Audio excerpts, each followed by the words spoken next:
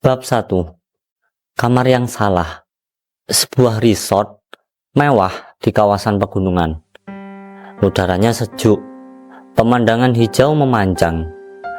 Suasana romantis dengan lampu temaram dan desain interior bernuansa kayu alami. Rian menyetir mobil dengan santai sambil sesekali melirik Anya yang sedang asyik memotret pemandangan melalui jendela. Akhirnya kita bisa liburan juga, ucap Rian sambil tersenyum. Iya, udah lama banget gak berdua saja, balas Anya meletakkan tangannya di paha suaminya. Mereka memang merencanakan liburan ini untuk menghangatkan kembali hubungan mereka yang mulai terasa datar. Setelah 5 tahun menikah, rutinitas harian dan kesibukan kerja membuat keintiman mereka berkurang. Sesampainya di resort, petugas resepsionis, seorang wanita bernama Maya, terlihat kebingungan. Maaf Pak, Bu, sepertinya ada masalah dengan reservasi kalian, kata Maya sambil menatap layar komputernya. Masalah bagaimana? Tanya Rian, alisnya berkerut. Kamar yang kalian pesan ternyata sudah dipakai tamu lain karena kesalahan sistem. Sebagai gantinya, kami bisa menawarkan suite yang lebih besar, gratis tentunya. Anya dan Rian saling pandang. Meski agak kesal, mereka akhirnya menerima tawaran itu. Kamar misterius. Begitu masuk ke dalam suite mewah tersebut, Anya langsung terkesima. Wah, ini jauh lebih bagus dari yang kita bayar, serunya sambil berjalan mengelilingi ruangan. Rian melemparkan koper ke sofa dan melihat-lihat. Di sudut ruangan ada meja kayu antik dengan beberapa botol kecil berisi cairan berwarna-warni. Salah satunya menarik perhatiannya. Botol kaca merah kecoklatan dengan label usang bertuliskan ramuan asmara abadi. Apa ini? Gumam Rian penasaran. Tanpa pikir panjang, Rian membuka botol itu dan mencium aromanya. Manis, tapi sedikit pedas. Kayaknya enak nih, godanya sambil menyeruput sedikit. Anya, yang sedang sibuk memeriksa kamar mandi mewah, kembali ke ruangan dan melihat Rian sedang memegang botol merah. Itu apa? Tanyanya. Coba, rasanya unik. Rian menyodorkan botol itu. Anya yang penasaran ikut mencicipi. Beberapa menit kemudian, mereka berdua mulai merasakan sesuatu. Rian tiba-tiba merasa tubuhnya panas. Jantungnya berdegup kencang. Pandangannya terhadap Anya berubah. Istrinya terlihat lebih menggairahkan dari biasanya. Anya, suaranya serak. Anya juga merasakan hal yang sama. Kulitnya sensitif, dan setiap sentuhan Rian terasa seperti aliran listrik. Kamu terlihat berbeda. Sebelum mereka menyadarinya, hasrat yang lama tertahan kian meledak begitu saja. Mereka bahkan lupa bahwa mereka berada di kamar yang salah. Tepat ketika suasana semakin panas, tiba-tiba tok tok tok, pintu kamar diketuk keras. Siapa ini? Gerutu Rian kesal. Dia berjalan ke pintu dan membukanya. Di luar berdirilah seorang lelaki tua berpakaian adat dengan tatapan serius. Maaf mengganggu, tapi kalian ada di kamar yang salah, ucap lelaki itu. Matanya kemudian beralih ke botol terbuka di meja. Dan sepertinya kalian sudah meminum ramuan saya. Siapakah lelaki tua itu? Apa efek sebenarnya dari ramuan tersebut? Dan bagaimana Rian dan Anya akan menghadapi konsekuensinya? Efek yang tak terkendali. Masih di dalam kamar suite yang mewah, suasana tegang. Setelah kedatangan lelaki tua misterius, waktu menunjukkan pukul 8 malam. Hujan mulai turun di luar, menambah nuansa dramatis. Rian berdiri kaku di depan pintu. Tubuhnya masih terasa panas akibat ramuan. Lelaki tua itu yang memperkenalkan diri sebagai Ki Sabto, seorang tabib tradisional, masuk ke dalam kamar dengan langkah tenang. Matanya langsung tertuju pada botol yang kini sudah setengah kosong.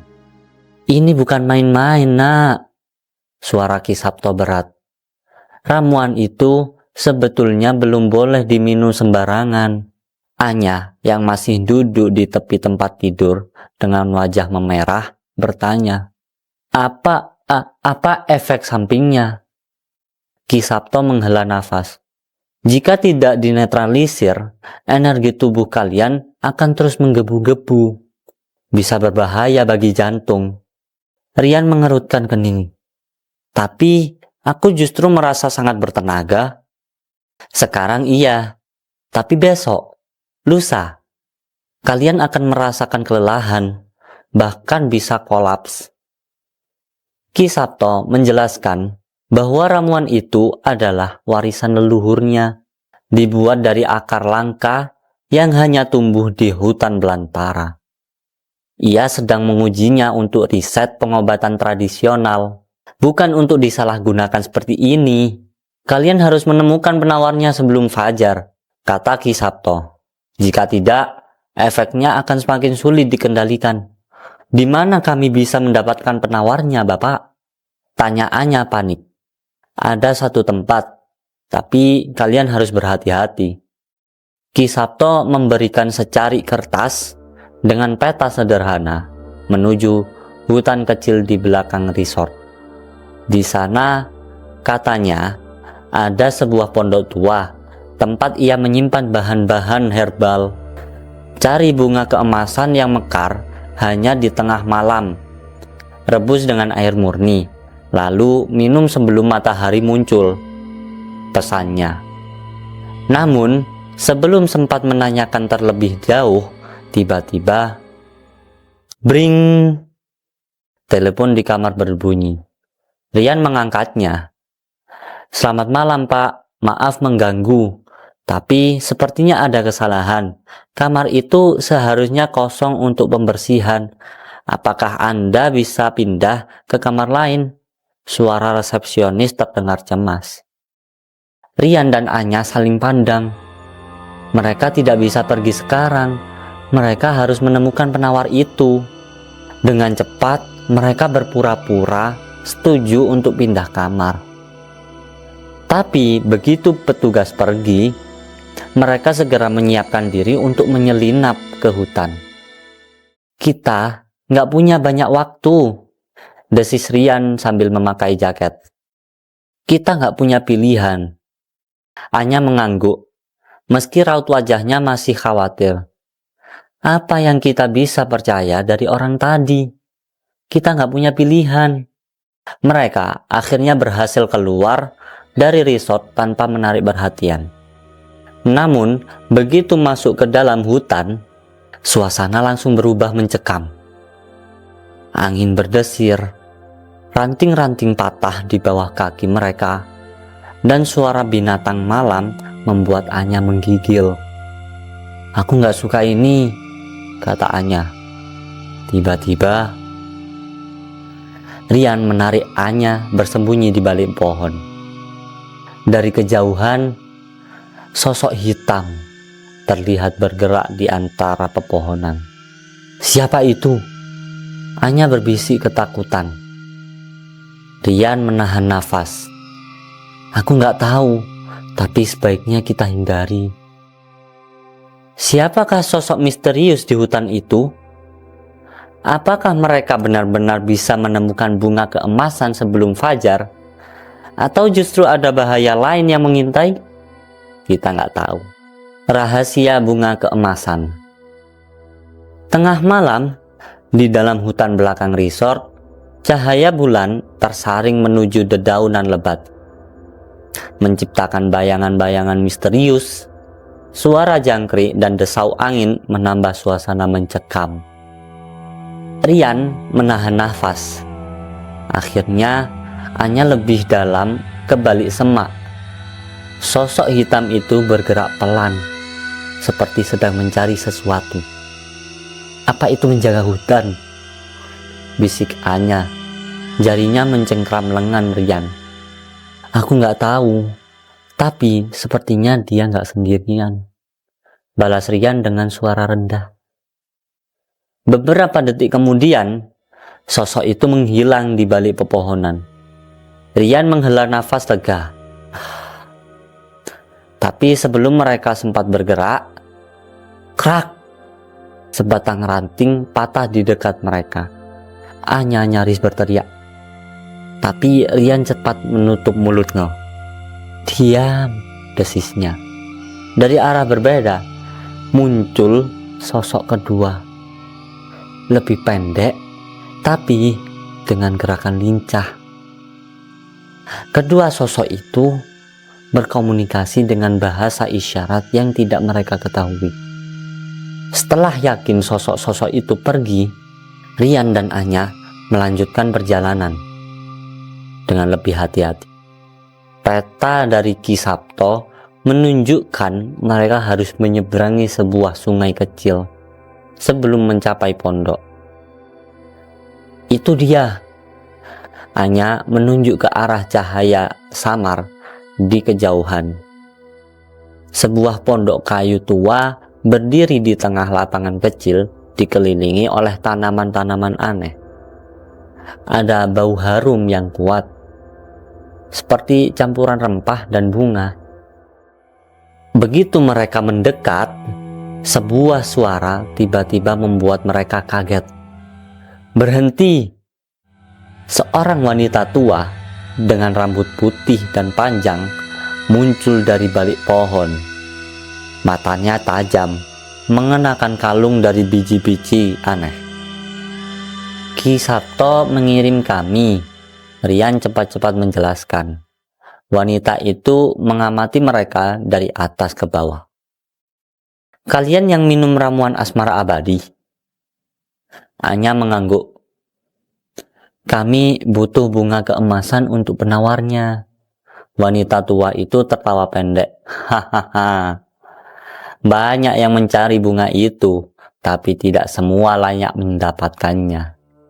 Wanita itu yang memperkenalkan diri sebagai Mbah Surti, penjaga hutan, mengatakan bahwa bunga keemasan itu hanya akan muncul bagi mereka yang tulus hatinya.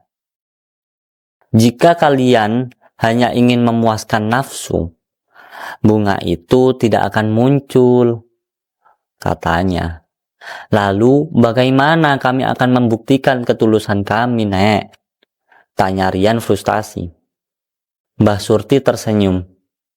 "Ceritakan apa yang sebenarnya kalian cari dalam hubungan kalian." Anya dan Rian saling memandang. Anya adalah yang pertama berbicara. Aku rasa kami sudah mulai menjauh, Nek. Rutinitas, kerja, semua membuat kami lupa kenapa dulu kami saling mencintai." Rian menghela nafas. "Aku pikir liburan ini bisa memperbaiki segalanya, tapi ternyata mungkin masalahnya lebih dalam."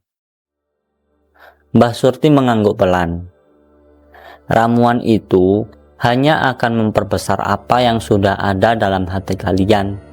Nafsu yang kalian rasakan sekarang sebenarnya adalah kerinduan akan keintiman yang hilang." Tiba-tiba dari tanah di depan pondok, cahaya keemasan mulai bersinar. Sebatang bunga langka dengan kelopak berkilauan perlahan mekar di hadapan mereka. "Itu dia!" seru Anya takjub. Mbah Surti memetik bunga itu dengan hati-hati. "Ambil ini, rebus dengan air bersih dan minum sebelum fajar." Tetapi sebelum mereka pergi, ia menambahkan, "Tapi ingat, ramuan ini hanya penawar fisik. Masalah sebenarnya tetap ada di tangan kalian." "Apakah Rian dan Anya bisa kembali ke resort sebelum fajar?" Apa yang terjadi jika mereka gagal meminum penawar tepat waktu? Siapakah sebenarnya sosok-sosok misterius di hutan itu? Ya, bersambung. Pengejaran waktu. Dini hari, hutan mulai terang oleh fajar yang mulai menyingsing. Rian dan Anya berlari membawa bunga keemasan. Sisa waktu mereka tinggal sedikit sebelum matahari terbit. Rian menggenggam erat tangan Anya sambil berlari menembus semak-semak.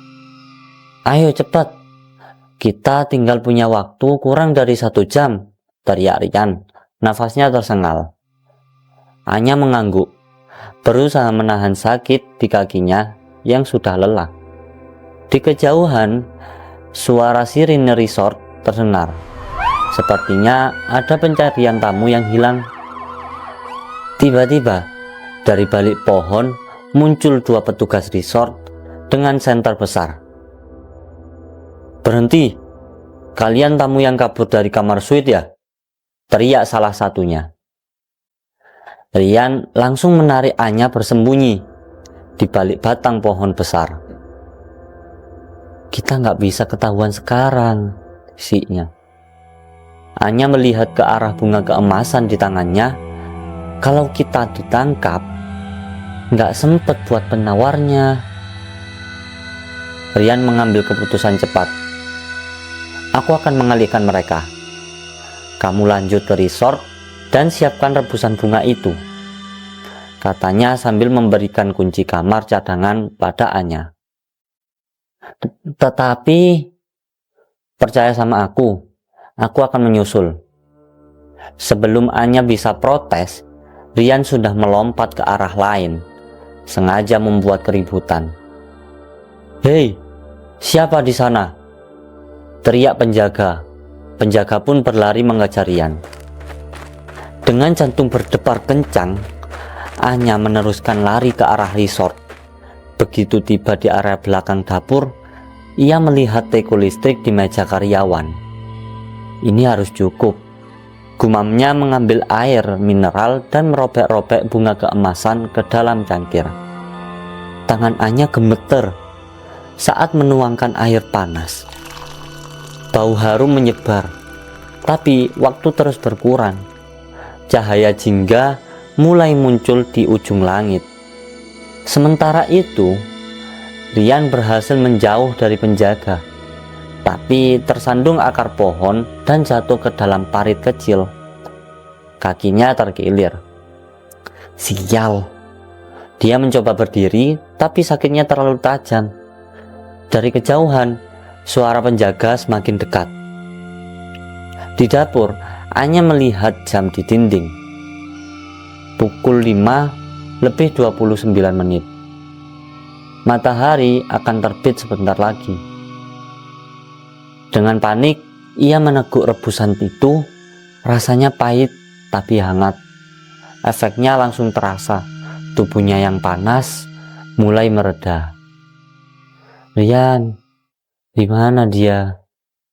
Tiba-tiba pintu dapur terbuka. Salah satu koki masuk dan terkejut melihat Anya. "Apa yang kamu lakukan di sini?" Akankah Rian tertangkap sebelum sempat minum penawar?